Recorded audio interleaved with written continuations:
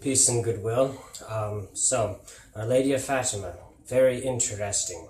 There were three shepherd children, Francisco, Lucia, and Jacinta Marto, that we would gather. These were illiterate kids, and they began to receive these messages from this lady who identified herself as the Lady of the Rosary.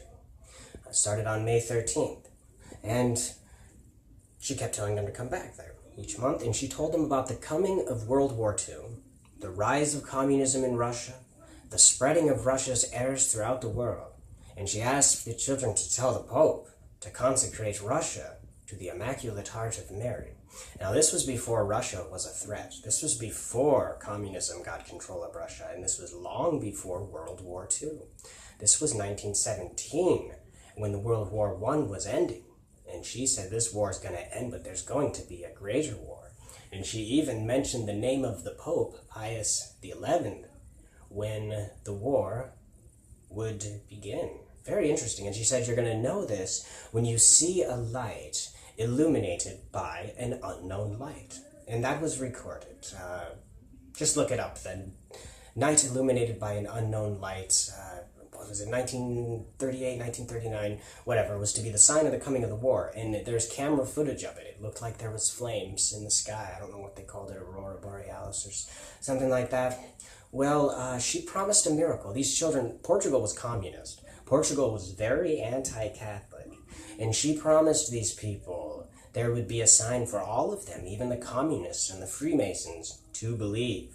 And she promised it would happen on October 13th. And these children were kidnapped by communist authorities. These children suffered ridicule and persecution, not just from communists, but by their own family members who thought they were making it all up. And these children were put in an adult prison. And they got the other inmates to get down and pray, because the other inmates knew there was something special going on. And they, most of the time you put three little kids, two girls and a little boy in an adult prison, something bad's going to happen to them. But no, these people, they got the prisoners and guards praying and stuff. And these children were threatened with death to be boiled in oil by the communists. And then they were released. There was a huge scandal about the whole thing.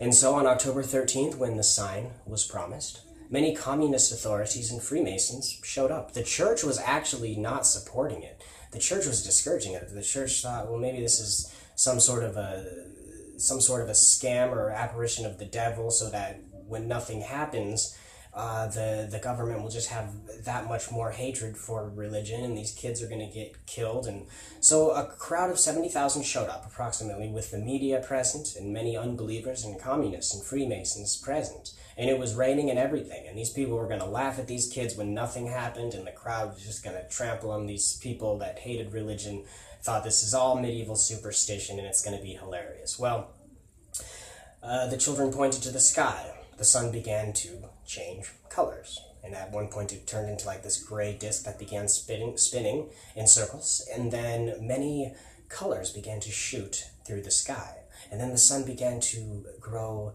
larger and larger, looking like it was falling upon the earth. And this whole crowd of 70,000 people were terrified. People were falling on their knees, begging for mercy and thinking the world was going to end. And this lasted about 12 minutes, and people were soaking wet, and for some reason they all dried, and the ground dried instantly, dismissing the idea that it could be a massive hallucination. The thing is, it wasn't just that the sun put off strange colors. That can happen.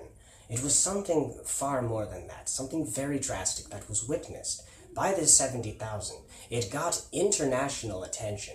Even the anti-religious, secular communist newspapers were printing out what happened.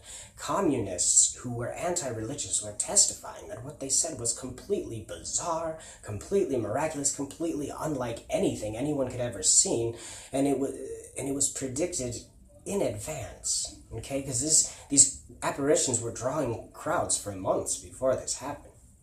And there was a big pilgrimage site, a chapel that the Virgin Mary asked to be dedicated there. Somebody blew up the first one with bombs and whatever else, and eventually the shrine got built. There's millions of pilgrims that go there every year. And the two of the children were told by Mary, she said, they asked if they would go to heaven. She said, Jacinta and Francisco I will take soon, and you must remain on the world longer to make me loved and acknowledged. And Francisco and Jacinta died as young adolescents, just like Mary said they would. And John Paul II, there was a prophecy about a pope that would suffer much. John Paul II was the pope who made the consecration of Russia to the Immaculate Heart of Mary, as Our Lady of Fatima had requested. And it was John Paul II that was shot, first pope to be shot. And it was May 13th, the feast of Our Lady of Fatima. And he returned to her shrine, I believe it was a year later, to put the bullet in the crown of Our Lady of Fatima and give her thanks. Very interesting, very remarkable.